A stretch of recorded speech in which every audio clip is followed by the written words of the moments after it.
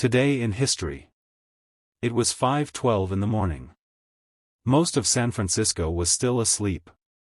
And then the earth tore itself apart. In less than 60 seconds, the most powerful earthquake in American history crumbled a city of 400,000 people and ignited a fire that burned for 3 straight days.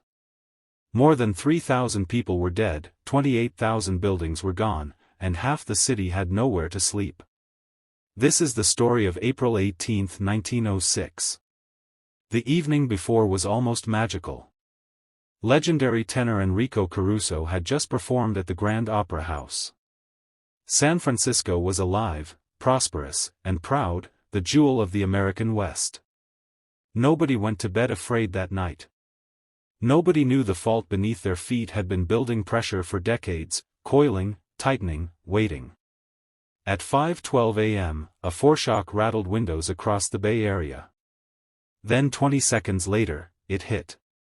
The San Andreas Fault ruptured along 296 miles of earth. The ground heaved, cracked, and rolled. Streets buckled. Gas mains burst. The shaking lasted nearly a full minute, an eternity when the world is falling apart around you. The quake registered magnitude 7.9, felt from Oregon all the way down to Los Angeles. City Hall, a symbol of San Francisco's ambition, was reduced to a skeleton within seconds. Buildings on soft bay mud shook far harder than those on bedrock, the ground turning to liquid and swallowing foundations whole. The poorest districts were hit hardest. People were buried in their beds. Entire city blocks simply ceased to exist.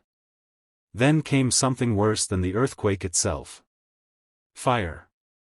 The quake had shattered the city's water mains, leaving firefighters with nothing to fight with.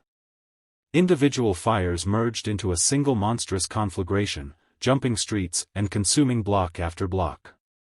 Dynamiting buildings to create firebreaks sometimes started new fires instead. For 3 days, San Francisco burned. Between 227,000 and 300,000 people were suddenly homeless. Thousands camped in Golden Gate Park in army tents. Soldiers patrolled the streets. Looters were shot on sight. Caruso escaped barefoot, clutching a portrait of President Roosevelt. He swore he would never return to San Francisco. He never did. Officials initially reported only 478 deaths, then 700, to protect the city's reputation and keep investors confident. The real number was suppressed for nearly a century.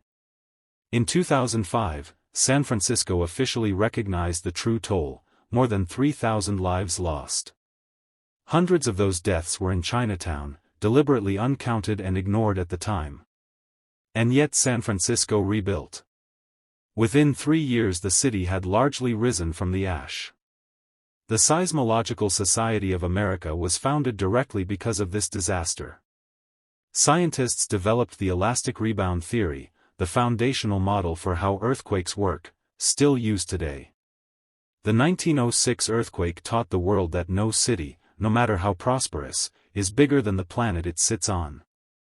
Today, San Francisco still sits on the San Andreas Fault, still moving inch by inch every year.